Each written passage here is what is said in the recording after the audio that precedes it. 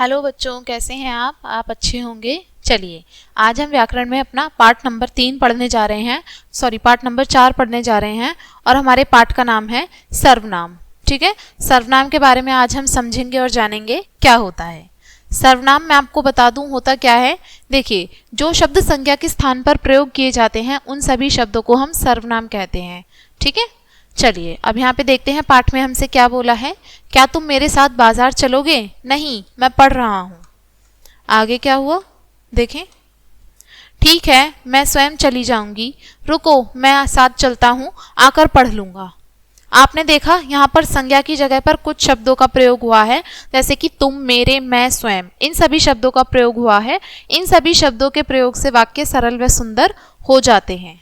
ठीक है, यानी कि सर्वनाम किसे कहते हैं? जो शब्द संज्ञा के स्थान पर प्रयोग में लाए जाएं उन सभी शब्दों को हम सर्वनाम कहते हैं। यहाँ पे देखें, सर्वनाम के प्रयोग से भाषा में सुंदरता आ जाती है। सर्वनाम के भेद देखते हैं। सर्वनाम के मुख्यतः हमारे 6 भेद होते हैं। पहला, पुरुषवाचक सर्वनाम, निश्चयवाचक सर्वनाम, अनिश्चयवाचक सर्वनाम, संबंधवाचक सर्वनाम, प्रश्नवाचक सर्वनाम, निजवाचक। ठीक है, अब हम इनको समझेंगे किस तरीके से हैं ये। पहला पुरुषवाचक सर्वनाम है। पुरुषवाचक सर्वनाम के भी 3 भेद हैं। पहला, उत्तम पुरुष, मध्यम पुरुष, अन्य पुरुष।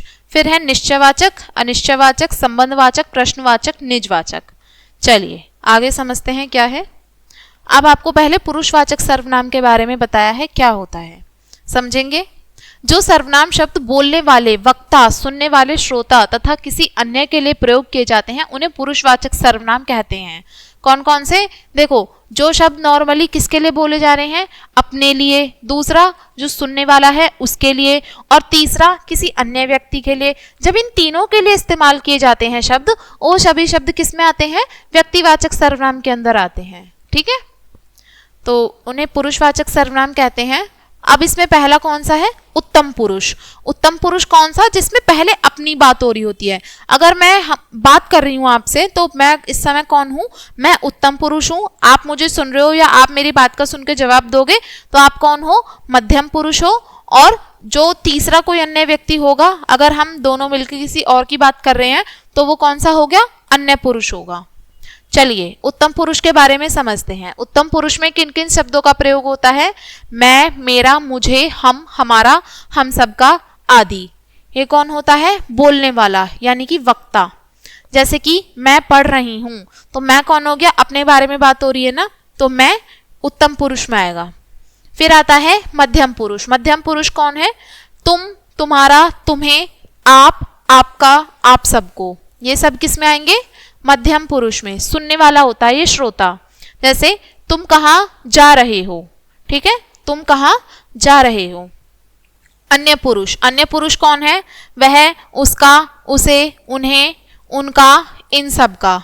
यानी कि हम दो मिलके किसी अन्य तीसरे के बारे में बात करें तो वो कौन किस में आएगा? अन्य पुरुष में आएगा। जैसे किसी की बात की जाए, वह कल जाएगा। हम दो मिलके किसी और के बारे में बोल रहे हैं ना, वह कल जाएगा, तो वो अन्य पुरुष में आ गया। अब दूसरा आता है निश्चयवाचक सर्वनाम। कौन सा? निश्चयवाचक सर्वनाम। जो सर्वनाम किसी निश्चित व्यक्ति अथवा वस्तु का बोध कराते हैं वे निश्चयवाचक सर्वनाम कहलाते हैं। जैसे यह मेरी पुस्तक है, वह क्या है, ये सुंदर पक्षी हैं, वे मेरे मामा जी हैं। ठीक है, तो ये क्या हुआ? निश्चयवाचक सर्वनाम। अब बात आती है अनिश्चयवाचक सर्वनाम की। अनिश्चयवाचक सर्वनाम जिन सर्वनाम शब्दों से किसी निश्चित व्यक्ति अथवा वस्तु का बोध न हो उन्हें अनिश्चयवाचक सर्वनाम कहते हैं। यानी कि जिसके बारे में हमें किसी निश्चित व्यक्ति का पता न चल पाए, किसी स्पेसिफिकली जब हम किसी एक की बात ना करें तो वो किस में आएंगे? अनिश्चयवाचक में। आप समझ भी रहे होंगे, इससे नाम से भी पता चल रहा है। अनिश्चय यानी कि जो निश्चित ही ना हो वो इसी के अंदर आते हैं। जैसे घर में कोई है, यहाँ कुछ सामान पड़ा है, दूध में कुछ गिर गया है, उधर कोई बैठा है। ठीक है, तो ये अनिश्चयवाचक सर्वनाम हुआ। अब हमारा सर्वनाम का चौथा भाग आता है, क्या कहेंगे उसको हम? प्रश्नवाचक सर्वनाम। प्रश्नवाचक सर्वनाम समझते हैं क्या होता है। जिन सर्वनामों का प्रयोग प्रश्न पूछने के लिए किया जाता है। देखो इसके नाम से भी हम जान रहे हैं, प्रश्नवाचक यानी कि जिन शब्दों का प्रयोग हम प्रश्न पूछने के लिए करते हैं उन्हें क्या कहेंगे? प्रश्नवाचक सर्वनाम। जैसे कौन आया है तो कौन प्रश्नवाचक सर्वनाम हुआ। तुम कहाँ जा रहे हो, कहाँ प्रश्नवाचक सर्वनाम हुआ। तुम किससे बात कर रहे थे, किससे कौन हो गया? प्रश्नवाचक। प्रश्न पूछ रहे हैं यह किसका थैला है, किसका कौन हुआ? प्रश्नवाचक सर्वनाम। आगे देखें, अगला है संबंधवाचक सर्वनाम। संबंधवाचक सर्वनाम में कौन आएगा? जो सर्वनाम शब्द वाक्यों में आए संज्ञा या सर्वनाम का संबंध बताते हैं। कौन?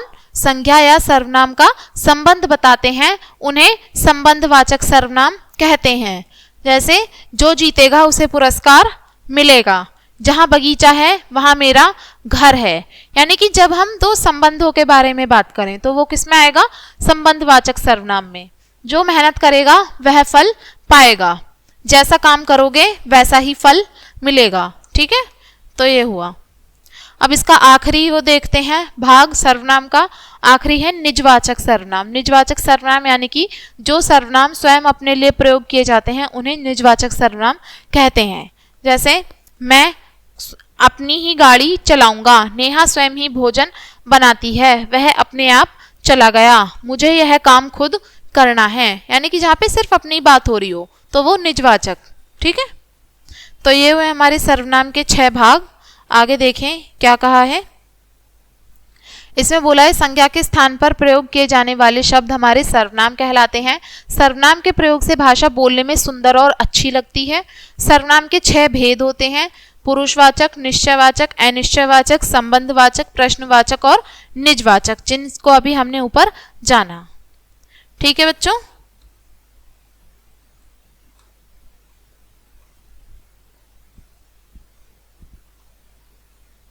चलिए इस वीडियो को यहीं पे ख़त्म करेंगे सर्वनाम के साथ में। मैं आशा करती हूँ आपको सर्वनाम समझ में आ गए होंगे, इनके भागों को भी हमने पढ़ा समझा क्या होते हैं। तो चलिए इस वीडियो को यहीं पे एंड करें इसी के साथ में, और वीडियो देखने के लिए आपका धन्यवाद।